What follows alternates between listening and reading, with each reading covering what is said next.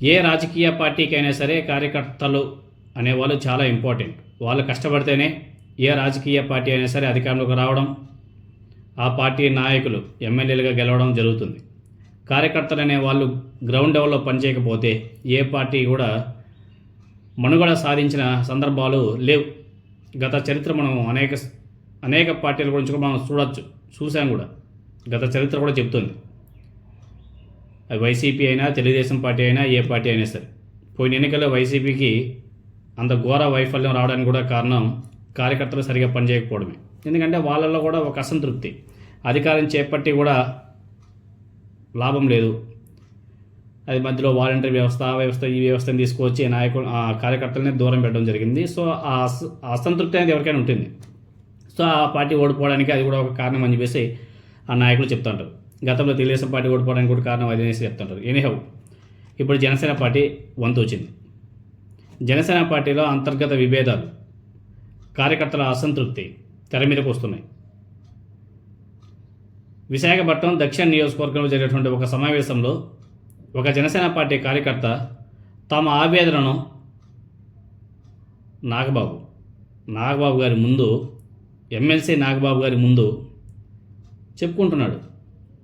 Sir, కూటమిలో భాగంగా తమ పార్టీ తరపున ఎమ్మెల్యే ఉన్నప్పటికీ ఆ నియోజకవర్గంలో తెలుగుదేశం పార్టీ ఆధిపత్యమే ఎక్కువగా ఉంది. మన ఎమ్మెల్యే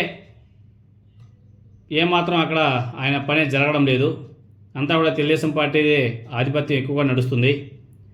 అదేవిధంగా జనసేన పార్టీ నాయకులకు, కార్యకర్తలకు సరైన గుర్తింపు కూడా లభించడం లేదు అనేసి గోపీనాథ్ అనే జనసేన పార్టీ కార్యకర్త నాగబాబు గారి దృష్టికి కూడా తీసుకొచ్చాడు. ఆయన మాట్లాడుకో చెప్పడం జరిగింది. ఈ విషయాన్ని పవన్ కళ్యాణ్ గారి దృష్టికి తీసుకెళ్ళండి, అప్పటికైనా సరే సమస్య ఏమైనా సరే సద్దుమణుగుతుందేమో, సద్దుమణగకపోతే చాలా ఇబ్బందులకు గురవుతాం అనేసి ఆ కార్యకర్త తమ సమస్యను వివరిస్తుండగా నాగబాబు గారు అసహనానికి గురైపోయాడు.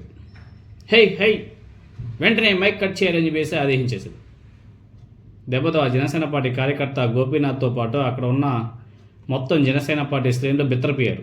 కార్యకర్తలు ఏ పార్టీకైనా ముఖ్యమని, వారి అభిప్రాయాలకు విలువ ఇవ్వడం పార్టీ మనుగడకు అత్యవసరమని రాజకీయ విశ్లేషకులు కూడా అదే చెప్తుంటారు. మ్యాక్సిమం ఆ పార్టీ కూడా ఉండారు, అంతో ఇంతో ఉండరు, 1%, 2% కార్యకర్తలు అయితే ఉండరు, నాయకులు కూడా ఉండరు. వారి బాధను కూడా వినకుండా మైక్ కట్ చేయడం పట్ల విమర్శలు కూడా బీభత్సంగా వస్తున్నాయి. ఆ వీడియోని కూడా మీరందరూ కూడా ఒకసారి చూడండి. భీమిలిలో టీడీపీ ఎమ్మెల్యే ఉన్నారు, విష్ణుకుమార్ రాజు గారు నార్త్ లో ఉన్నారు అన్నారు. సౌత్ లో మాకు ఎమ్మెల్యే గారు ఉన్నారు. సరే, టీడీపీ ఆత్మహత్య ఎక్కువైపోయింది. అది మీరు పవన్ కళ్యాణ్ గారు దృష్టికి తీసుకెళ్ళాలి సార్. ఎందుకంటే మా ఎమ్మెల్యే గారు ఏ కార్యక్రమం ఇచ్చినా సరే వెంటనే సాల్వ్ చేసుకున్నాం కానీ సార్ ఎవరికి తగిన గుర్తింపు రావట్లేదు. అది మాత్రం మీరు పార్టీలో ఉన్నాం సార్. ఎగ్జాంపుల్ సార్, స్టేజ్ మీద ఇప్పుడు మేము ఎగ్జాంపుల్ సార్, ఇదే అది కాదు సార్, కూటమి స్టేజ్ దగ్గర నాకు దమ్ముంది కాబట్టి పవన్ కళ్యాణ్ గారు నమ్మి ఏదైతే మొదటి ఆంధ్రప్రదేశ్ మహిళా కార్పొరేట్ గా గెలిపించాం సార్. అంతేకాదండి, గతంలో కూడా ఒక మహిళా జనసేన పార్టీ కార్పొరేటర్ విషయంలోనూ ఇదే విధంగా తమ సమస్యలను చెబుతుండగా మైక్ కట్ చేశారని చెప్పేసి ఆరోపణలు కూడా వచ్చాయి.